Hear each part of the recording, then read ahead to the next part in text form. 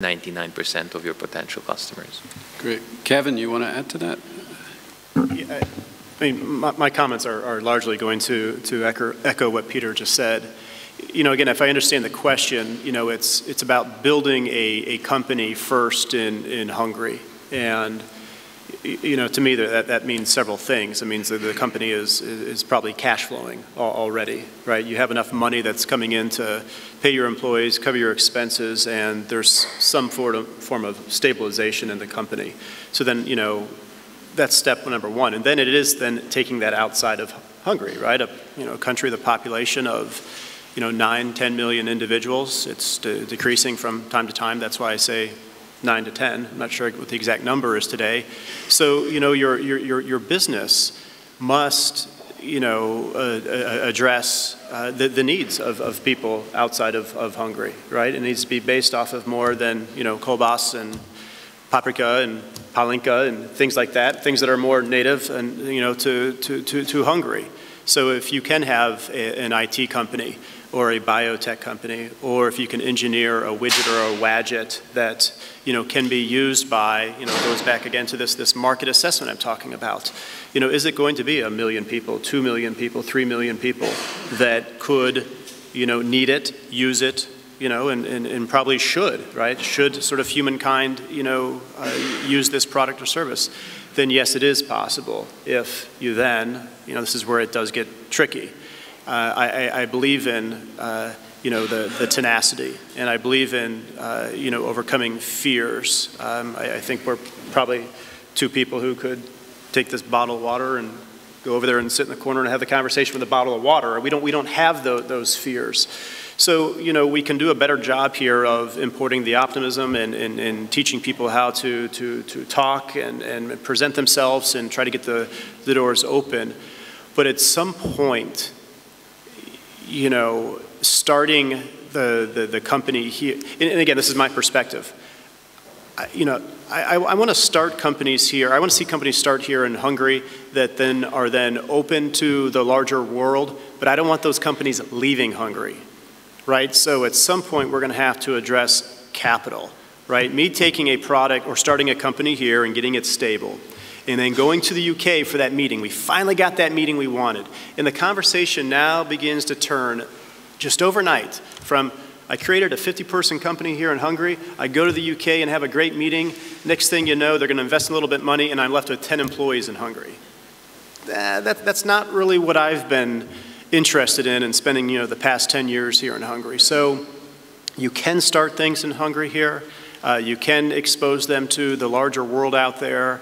But I think in order for those companies to stay here, in order for a big piece of the company to stay here, it's going to require some capital. And Robin, we were talking about before, is the local market big enough for a test market? Or is it a geographic test market? I don't know, maybe, or whatever you think is appropriate here. Just think about this conversation, 2 quick comments. One, I spent the last 2 years in France, and I was struck by entrepreneurs, many who would call their companies names that didn't work in any other language besides French. So when you have your company, when you have your idea, I do think you have to start small, and you should be starting small. You should be focusing and getting early successes.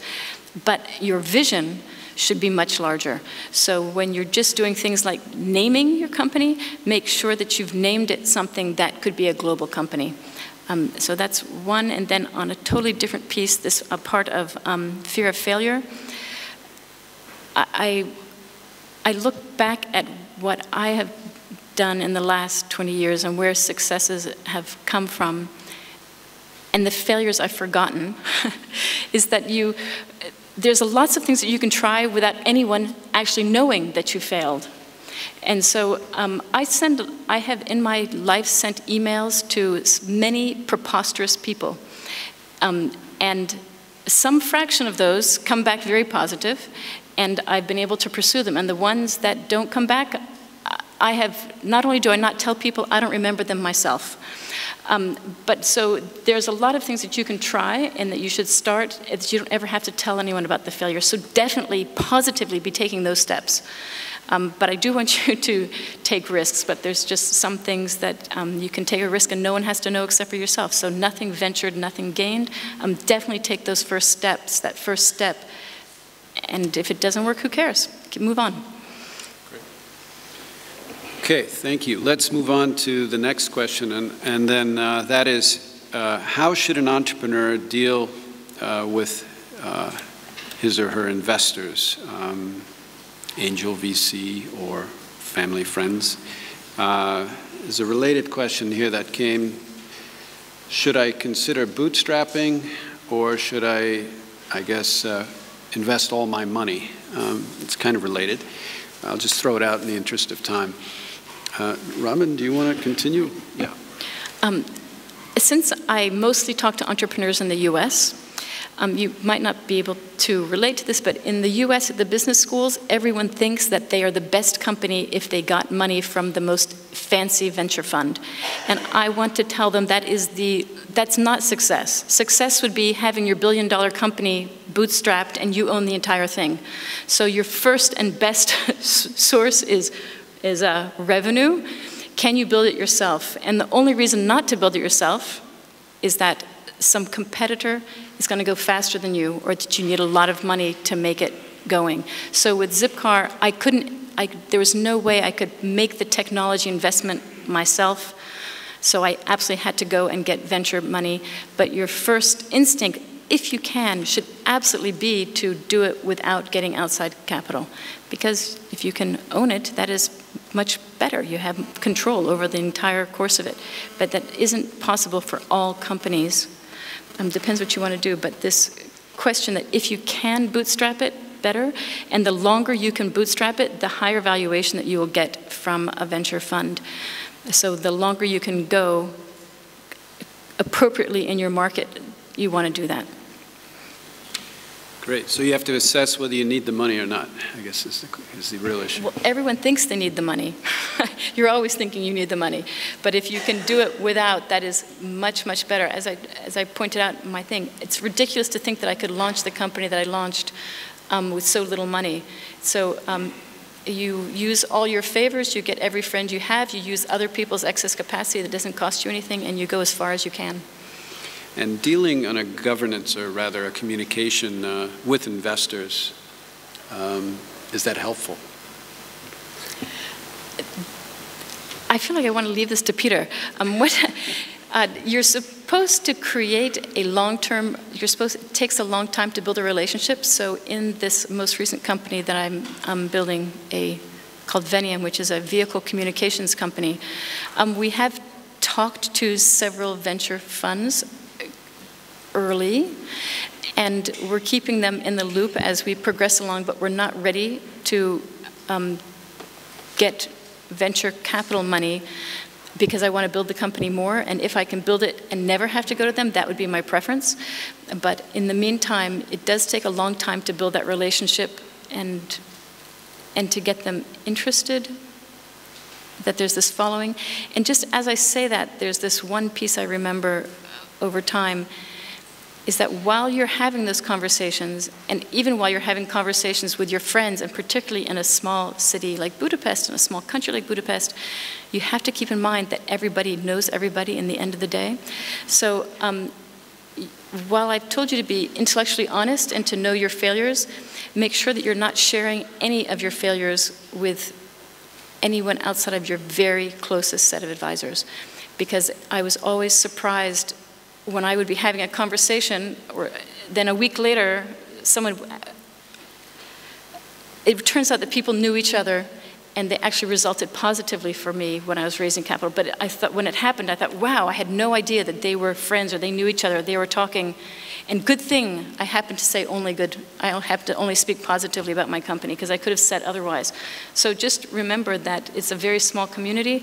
You should absolutely know your failures and be on top of them, but don't spread your failures very widely. Interesting. Sorry, Peter. Peter, do you want to ready for a fight. I can certainly agree that revenue is the cheapest source of financing. That's no doubt, I mean, compared to debt or equity. But I would, not just because I'm a venture capitalist, but because I believe in it, that there are many situations where an entrepreneur needs a partner. And that's a separate issue from the fact that he needs cash as well. And in that respect, I think the key issue is how do you select your partner and when? And if I focus on that, I would say that the best way for dealing with an investor right early on, from the point where you start to present your business and try to agree on the conditions of a potential investment, is that you're honest. You're honest about your ambitions.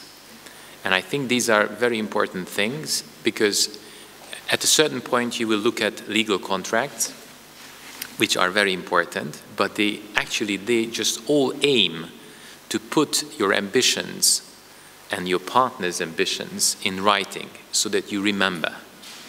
And in many situations I see that entrepreneurs are advised that they should negotiate hard on term sheets than on agreements and contracts, which is fine and true, but they should never forget that this process, which leads from an early meeting to an investment, is their single only chance to make the right choice about the partnership and about selecting the right partner.